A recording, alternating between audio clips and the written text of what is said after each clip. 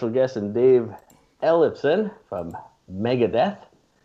And we're all trying just to survive these days. And Dave's come up with quite an interesting initiative that we're going to speak about, as well as everything else that's going on in the world, probably. Dave, I'll start off. Let me just reiterate, because I think there was like an echo and some feedback happening. You got a new Schools Out initiative, like Alan mentioned, right? Do you want to sort of give us a rundown of this initiative and what's it all about? I guess for kids who are stuck at home during COVID-19, right? Yeah, and kind of for all of us, to be honest with you, musicians like myself, as well as, of course, putting the focus on the students. You know, the idea came to me and my partner, Tom Hazart, who's also a board member of our David Ellefson Youth Music Foundation, it's almost about a month ago now, when things were really locking down, you know, kind of mid to late, especially kind of mid-March, you know. Schools suddenly were closing everywhere, probably not to be reopened for the rest of the school year. And Tom rang me and he said, listen, why don't you start doing some bass lessons, you know, doing them over Skype or something. And I said, look, I'm just one little lowly dude with a bass. There's no way I can give that many lessons. Yeah. And so what I thought, I immediately got on the phone and called my friends like Jimmy DeGrasso, Bumblefoot, Nita Strauss, Kiko and Dirk from Megadeth. And I just said, hey, would you guys be willing to just donate even 1 or 2 lessons that you could give for this? We're just trying to kick this off. And the goal was always to give free lessons to students 18 and under. And what hit me in the process of that is not only are there a lot of students who are home now, and, you know, just, again, the whole point of my music foundation was to bolster music programs and keep music alive during difficult times, this certainly being one of them. And the other thing that hit me is that a lot of my friends are out of work. A lot of tours have canceled, records are pushed back, things are rescheduled to later in the year. And I realized there's a need for a lot of my friends to be employed as well. And so the whole goal with Schools Out is that the lessons are free for the kids. They don't have to pay anything. That's amazing. Yeah. And while everybody certainly was more than charitable to offer up a little bit of their time, you know, I certainly can't lean on everybody for hours and hours and weeks of free music lessons. So we're doing a charity, a fundraiser this weekend on Saturday, April 11th, where we're doing a marathon fundraiser to raise funds for the David Ellefson Youth Music Foundation, partly for the operating expenses, which are pretty nominal at this point. And we've gotten some really terrific grants from Cisco. We've partnered with the Grammy Music Education Coalition, who are really helping get the word out around the world for this. And so that's going to be running 4 p.m. Eastern time until midnight-ish. So it's like a marathon? Is that a marathon? It is. It's a marathon. Yep. And so all the information can be found for your viewers here at EllefsonYouthMusicFoundation.org. That is where students can go to sign up for these free lessons. You can also donate to the foundation. There's a little donate button right up there on the upper right-hand corner. Anything from $1 to whatever your pocketbook may allow at this time. I know a lot of people are out of work, and so we certainly appreciate anything that could be helpful for that. And the webcast, which will be streamed, it's kind of like a telethon, you know, it's going to be like this 8, 10, 12-hour telethon. That's called Oh Say Can You Stream, and that can be viewed at both Facebook and YouTube at my personal pages, which is facebook.com/David Ellefson, youtube.com/David Ellefson. And also over at the Grammy Music Education Coalition /Twitch, over at their Twitch account. So that's starting at 4 p.m. Eastern. So it'd be 1 p.m. Pacific time. Just tune in and just hang with all of us. There's a ton of fantastic guests, from drummer Carmine Appice to Bumblefoot, Alice Cooper, Alice's guitar player Nita Strauss is joining us. I mean, just a star-studded cast. The Soup Nazi from Seinfeld is going to be joining us. Alan's favorite there. Not gonna lie. Pop artist and actor. So we've got a really wide mix. I mean, there's something for everybody. Just as you would expect on a telethon, there's a little something for everybody. So who knows? Maybe we got some animals around the house. Maybe we'll pull them in and get some dancing dogs or dancing cats. We'll do all kinds of stuff. What do you got for Alan? What do you got for Dave in terms of questions? Well, no, it's a great initiative. We can see where people are doing little impromptu concerts on their balconies, sharing music. We saw some celebrities sing John Lennon's "Imagine," and again, like you said, I think the foundation was set up years ago, so you've got that base to work from, as opposed to somebody else starting off fresh. So. And of course, with your experience in the industry, lots of people to reach out to. So again, is this a global thing? Is it limited to the people of the United States, or? Nope, it is a global thing. Wherever our Facebook and YouTube will reach is where this event on Saturday will go. And as far as the lessons for the students, initially we were thinking it might just be in the in the United States, and then it's because of the nature of an online platform, it goes everywhere. So. And we're trying to limit it to 18 and under. I did get one comment on one of my social media platforms. Somebody said, "Well, I'm 51. Do I still apply?" And I was like, "Well, I guess if you're going for your MBA or your doctorate degree, I guess technically you could be a student." But we're trying to aim specifically at 18 and under. And it's interesting because guys like Chris Cale from Five Finger Death Punch, wonderful friend, bass player. He said, "Look, man, I'd be willing to, just get on the horn and just do like a little bit of mentorship." Chris is a big personality. He's just a wonderful, charismatic guy, and so we've got a lot of people that you don't have to just sit there and teach G major scales and things like that. Sometimes it's just to have that connection to keep kids inspired right now. Everybody's obviously getting probably, I'm sure, a little cabin fever about now, and it looks like there's probably quite a few more weeks of this to go yet. Yeah. Can I say something there? Actually, let me bring Alan back in here. Whoops. I think I screwed everything up here, but it's okay. Grid view. There we are. So I get a lot of kids there. They're all home, and I get what you're doing, and I think it's a wonderful initiative.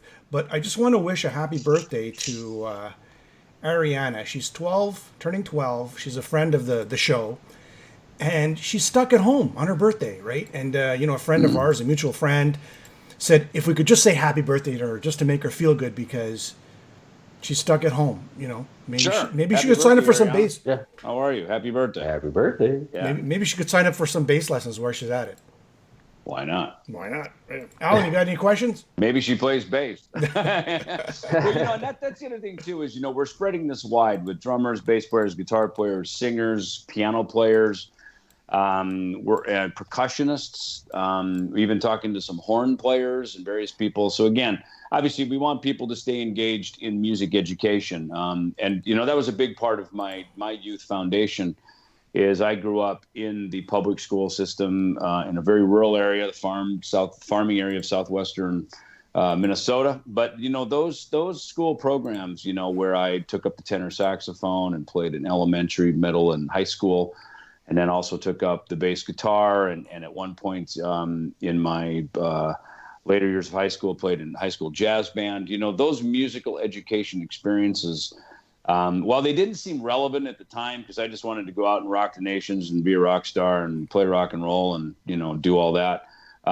Looking back on it, learning to read music and having some discipline in my musical education and my musical studies has really paid dividends to me much later in life. Being in studios, cutting records, and know how to actually write some charts out and be able to musically communicate with people, with proper music vernacular. It's a different language, and to learn that language, not only just to play your guitar and play some songs, obviously that's fun, but to learn the language of music. It's like learning Spanish or French or German or another language. It's Dave.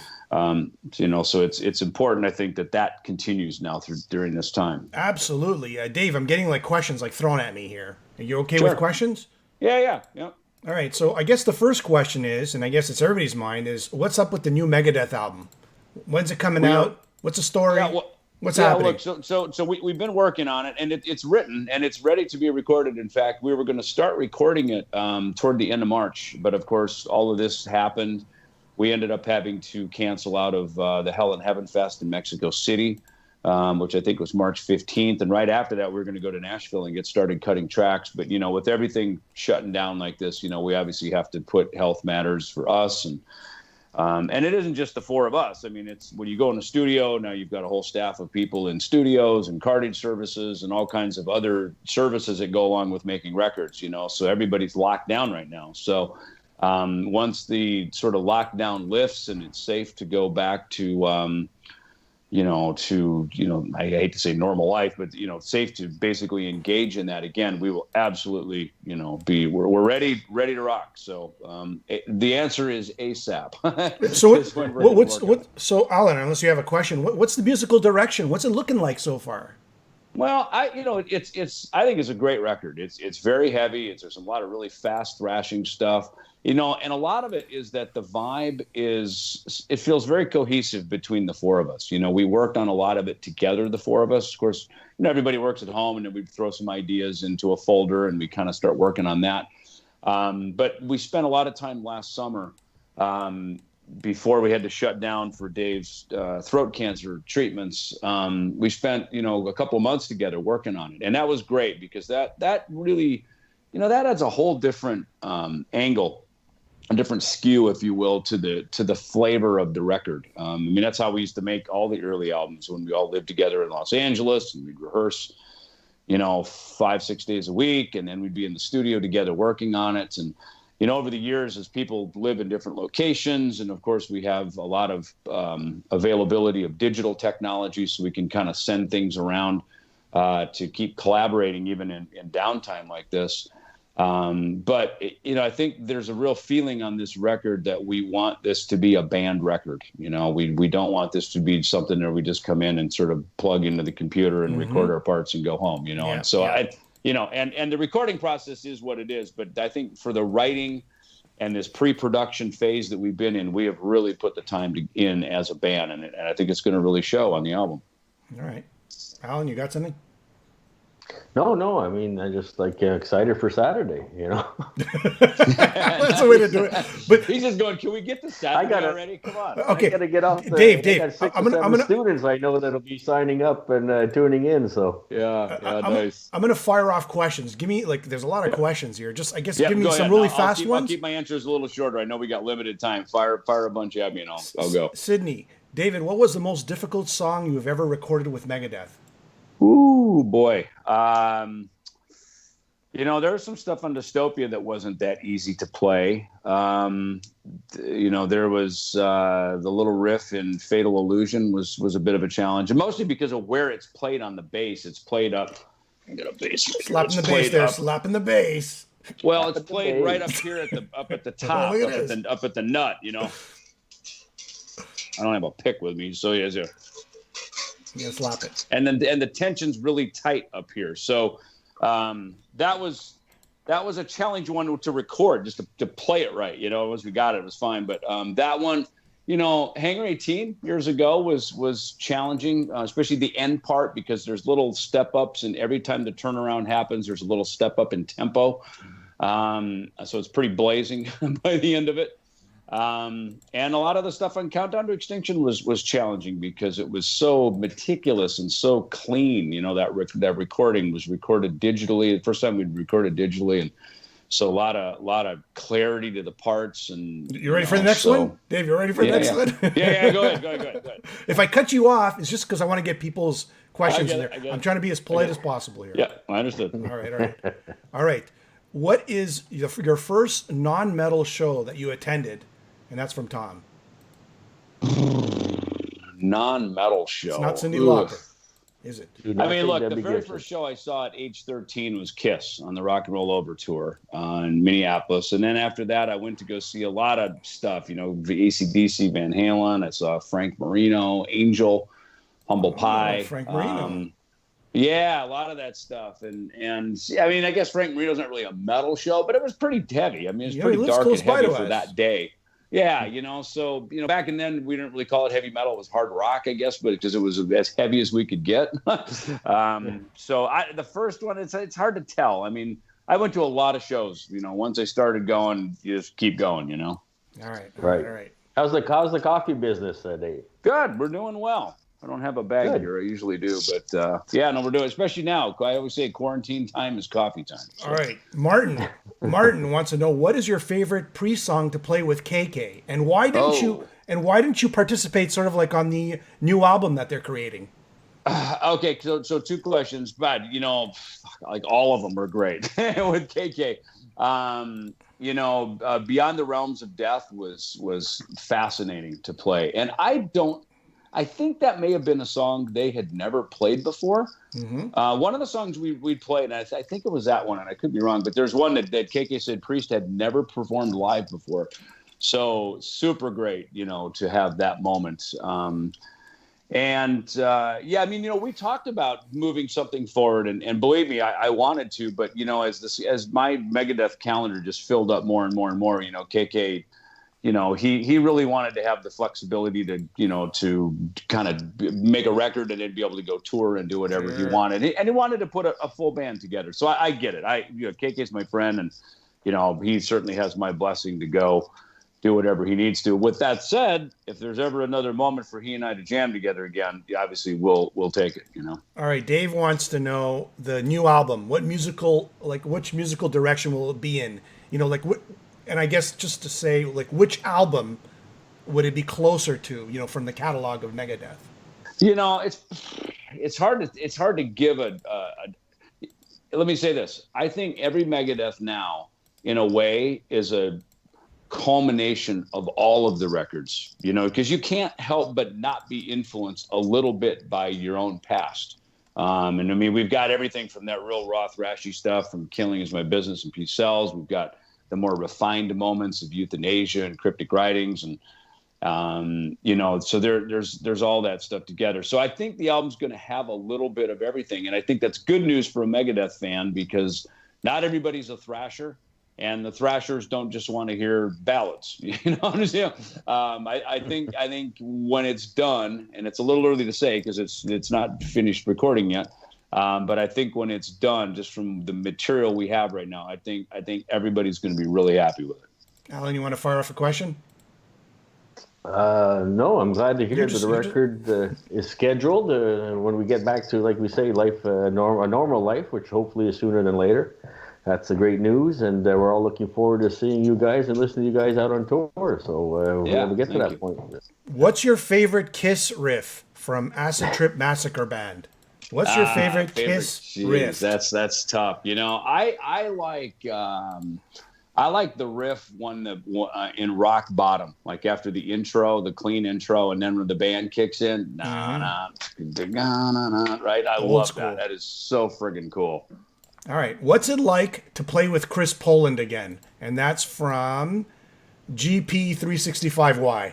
It's cool. We've only done one show together. And it's funny when you get back in a room and you play with guys that you haven't played with in a long time. It's fun. It's exciting because, a lot of time has passed, and, we've both gone in very different musical directions. I guess I kind of stayed in my path, and Chris pursued a lot of what he liked, which is a lot of fusion music, as well as his, the stuff he got exposed to with metal, with Megadeth. But, it was fun. When we jammed together, the one things he said, he goes, "Hey, Junior," he goes, "play that beginning riff of These Boots Are Made for Walking." They kind of the sort of descending bass line, right? And instantly he just started like shredding licks over it. And it's funny because I remembered live on the Peace Sells tour, we used to do that. I used to open up that. It was just me, Gar playing a little swing groove behind it. And then Chris would shred like these just killer kind of Jeff Beck licks over top of it, that are so Chris Poland, So that was a moment that really stood out as a favorite when we jammed together. All right. I got another one from Perrin, my buddy. Tell us about your relationship with Sword. And who else are you signing to your label? Any other bands are you signing to your label? Well, first of all, I love Sword. On the Peace Sells tour, we had a sound man, and he turned it on to Sword. He was Canadian. and he turned us on to Sword, and we just loved him. We'd listen to him all the time. There's one song called "Stoned Again" that kind of became the theme song in the P-Cell store. And apparently it was everywhere. Drive around our RV listening to "Stoned Again," and that whole album was just killer, And so it's great, and Rick has become a dear friend, and so it's awesome. We've been trying to actually hook up doing a show together, and I'm hoping maybe. I'm working on this next Ellefson solo album as well in this downtime. And, I think maybe when I put that out, I really want to try to do a show with Sword and my solo band. And before I was able to see Rick perform, and they had a benefit an open park concert for the breast cancer. And he was there performing, supporting his sister, who's a great singer as well. And he's still got the chops. Oh, it's unbelievable, his voice. Yeah. I think he's singing better now than he ever did. So he played me. He came through here on a motorcycle ride, and he played. I sat in his pickup truck, and he played me the bunch of the new Sword songs that are just friggin' killer, man. I mean, it's like 1986 all over again, man. It's just awesome. All right, we had. Go ahead. Sorry, Alan. No, I had the pleasure of seeing Sword open for Metal Church and Metallica on the Master Puppet Store here in Montreal, and of course they're local boys, so got both their albums on vinyl downstairs. Looking forward to the third one. So yeah, and hopefully we'll get up there, because we were literally talking about it, and then things just kind of got busy toward the end of the year, but when the first opportunity presents, it'd be nice, because maybe we're going to put out a new Sword record on Combat. And then that record comes out, I get my solo record out again, and that'd be the perfect match to play with those guys. Yeah, definitely. Yeah, and here's a question from Martin. Did you ever get the chance to ask Lars Ulrich why he never got the phone call for the audition? So I guess no. No. It's funny. He and Dave actually had a conversation about it, and David called me and gave me his blessing. He said, "Listen, if you get the call, you have my blessing. I could never hold you back from an opportunity like that." And so, this is in 2001. This is after Jason had departed the band. And I thought that was very cool of Dave, and I was certainly honored that the call had come, from Lars over to Dave. But, they were just kind of bubbling up a list of people and who was on it. And I never did get the call, they never did call me. And that was fun. It was an interesting time, because Megadeth, we had just signed a big deal to Sanctuary Records, and we were just getting ready to put out The World Needs a Hero. And, so we were, on our own path. But I tell you one thing, it was the first time I sat down with bass in hand and actually jammed through some Metallica songs. And I realized how different James and Dave are in their composing, and especially how they put the phrasing of their lyrics over top of the riff. Because I only know Metallica music as a fan. I listen to it like we all do, and it resonates to me one way. Megadeth, I listen to it as a performer in the band, as somebody who's as a part of the fabric of the song. So it was interesting to sit down and jam along to some Metallica songs, and it was very eye-opening, quite honestly. I was going, wow, this is very different than I thought, actually being kind of in the track as playing bass to it. So, but look, they got a great guy. They got Robert Trujillo. Nothing more needs to be said. Robert's an awesome guy, a great hang. Yeah. And he's been incredible for Metallica. So as my friends, they made an awesome choice. Yeah, we got a couple of minutes, Jim, just a couple of minutes before Dave moves on. So yeah. Also, we got to say that you have a new single out for your Ellefson project, right? Your Ellefson solo album. Yeah, Simple Truth. Yep. We just put it up today on Bandcamp. We're going to wait till Friday, but things were moving along so quickly now with this with our webcast on Saturdays. We just popped it up, and if you go purchase that song, all of the proceeds from that, we are donating 100% of it over to the Italian Red Cross COVID-19 Relief Fund. Our bands, our international touring version of the Ellefson solo band, they're from Italy, and Andy, the guitar player, Paolo, the drummer, and even Alessio, our mixer engineer up in London, he's also Italian. So it hit home to us, because our boys are safe. But they've been in lockdown, and so we, prayers to them every day that they and their families are safe, and they work really hard on these songs. So, here's the last question, my friend. Yeah. Santi, would you like to do a special tour with all former Megadeth members, like an anniversary, sort of like a mega fest?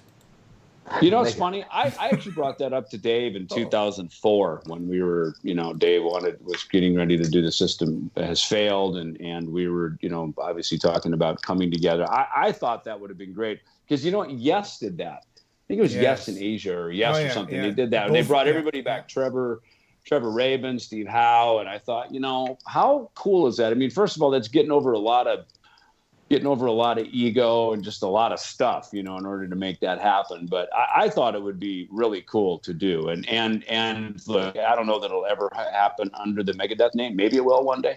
But I've tried to do that this last year on my Ellefson solo tour. I called Chuck Beeler, who is the drummer on the So Far So Good So What record. And we had him come up and jam with us in Detroit. That's when I called Chris Poland, and he joined us out in Anaheim, and he came up on stage.